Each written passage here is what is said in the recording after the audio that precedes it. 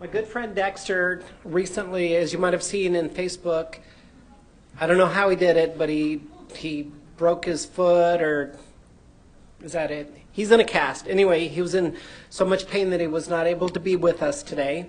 But from the Zebra Coalition, someone who does a great deal of work there and is doing so much good work for the transgender community, I'm very pleased to present to you Brett Berlone, the clinical manager of the Zebra Coalition.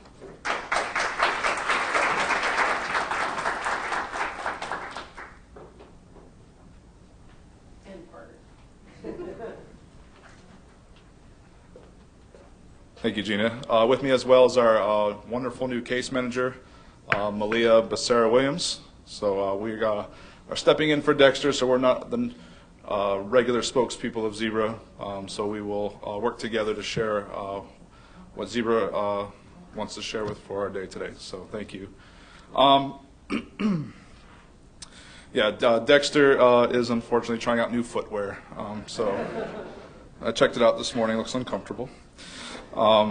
But so far this year, the transgender community has seen a mind-boggling amount of violence and loss. Whether it's names that were mentioned, some of the names mentioned before, whether it's Penny Proud, Brie Golick,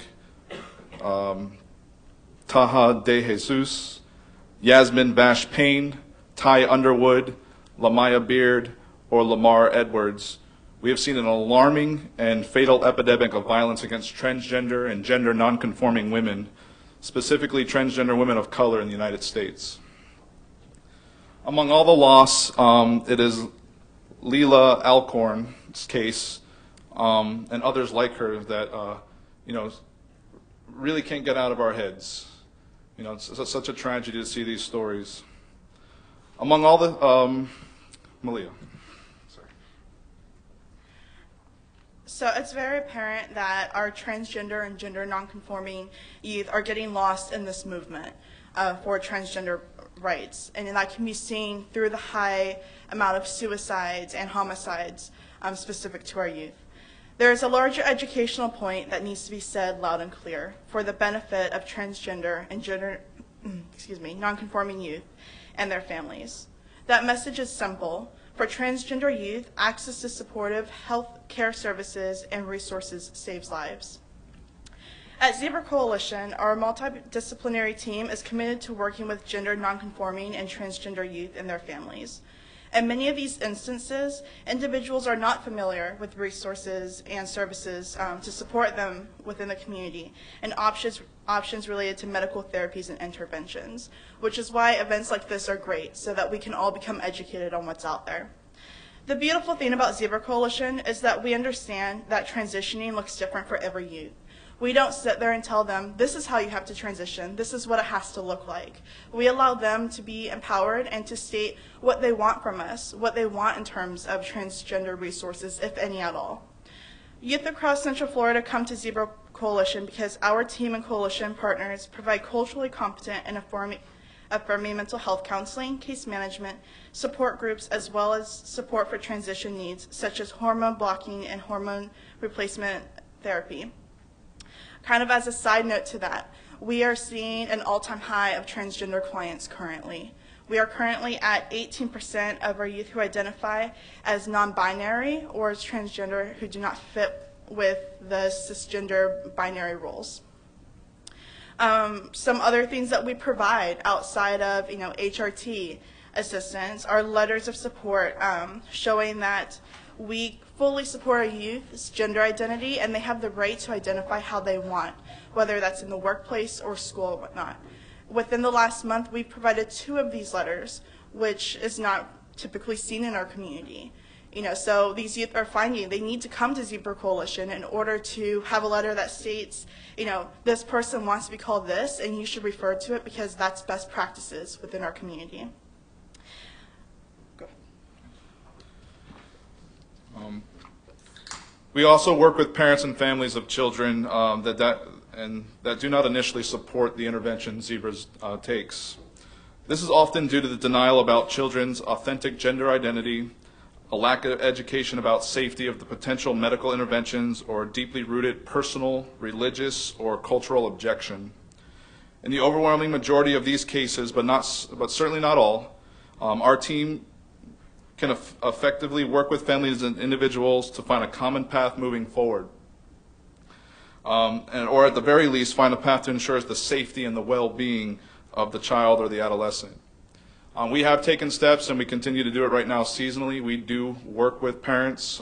We offered, which is going to come back real soon, Beyond Pink and Blue, which is specifically for support to parents of transgender youth.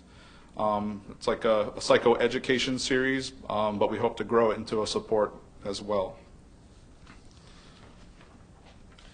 To go along with that, we are actually about to launch a transgender youth support group specific to youth who are receiving our services. It's a focus group in order for them to build community and to figure out what we as Zebra need to start providing more of and how we can best assist them.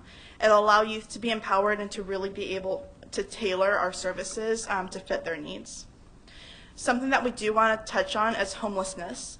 Homelessness is also a critical issue for transgender people. 1 in 5 transgender individuals have experienced homelessness at some point in their lives. Unfortunately, social service and homeless shelters that work with this population often fail to culturally and appropriately serve transgender homeless people, including denying them shelter based on their gender identity. Many of our youth who come to Zebra tell us that they've gone to other shelters or services and they had to leave because they were forced to, identify in the way that they don't identify as. A lot of our youth have been inappropriately housed due to having to be misgendered, and they are feeling like the other services are failing to address co-occurring issues facing transgender homeless adults and youth. Zebra Coalition offers the only residential program in the Central Florida area that can provide appropriate housing options for transgender youth experiencing homelessness. We are able to meet the specialized housing needs of gender nonconforming and transgender youth, where we make room assignments and housing decisions based on the well-being of the individual youth versus sex-segregated housing. All right. While it remains true that too many transgender youth are the victims of hate crimes and too many become homeless or contemplate suicide, this spectrum of dysfunction does not capture the strength, perseverance, pride, and resilience that, in my opinion, more accurately capture the spirit of the young transgender people of our team sees each day and every day. We have wonderful, wonderful youth participating with us and showing us that there is hope. For many individuals, access to an organization like the Zebra Coalition, or access to an organization like Zebra Coalition that cares for gender nonconforming youth could literally be a lifeline to the future as their authentic selves. Thank you very much. Any questions for us? Please. My name is Terry. I actually come from Volusia County. Up there we have Halifax Urban Ministries. They're very involved in homeless shelters.